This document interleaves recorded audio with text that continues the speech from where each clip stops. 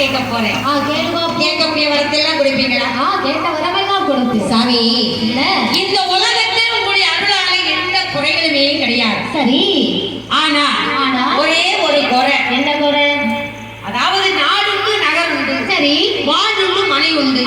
மக்கள் செல்வம் எல்லாம் உண்டு. எல்லாம் உண்டு. இருந்தாலும் சரி, இந்த நாட்டை உலகம் உள்ள வரையில் கடைசி வரைக்கும் நான் உயிரோடு இருந்து அரசாட்சி செய்யணும். அதாவது என்ன சொல்றேன்னா அது சாகக்கூடாது, சாகாமல் இருக்க வேண்டும். ஓஹோ.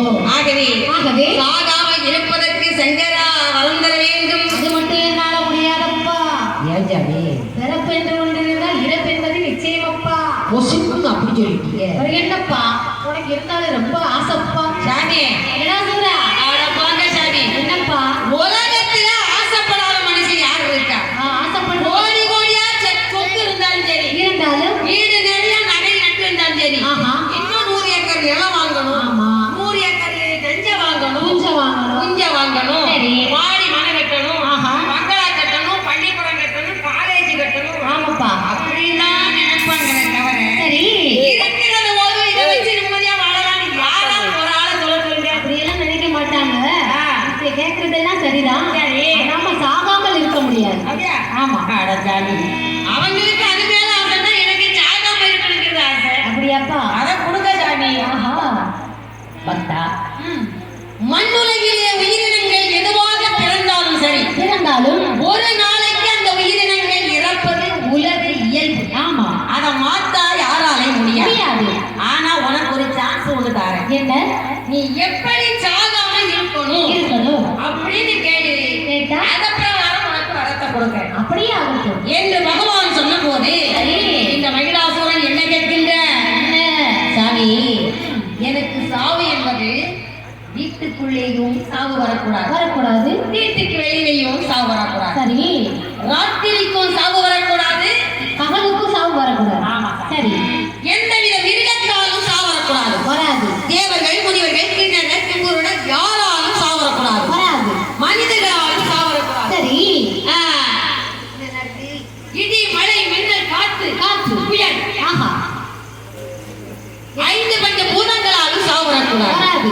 இருந்தாலும் சரி, யாராவது ஒருவர் என் மீது ஆயுதங்களை பிரயோகிப்பார்களே, ஆனால் என் உடலிலே இருந்து சிந்தக்கூடிய ஒரு துளி ரத்தத்திலே சரி 1000 மகிழாசுரன் அவதாரம் செய்ய வேண்டும் என்று சொல்லக்கூடிய நேரத்தில் பகவான் பார்த்தார்.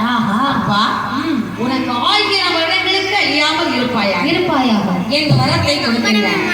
அந்த வரத்தை வாங்கிக் கொண்டு மகிழாசுரன் நாட்டிலே வந்து அரசாட்சி செய்து வரக்கூடிய நேரத்தில் தேவர்களையும் முனிவர்களையும் கொடுமை செய்ய ஆரம்பிச்சிட்டான்.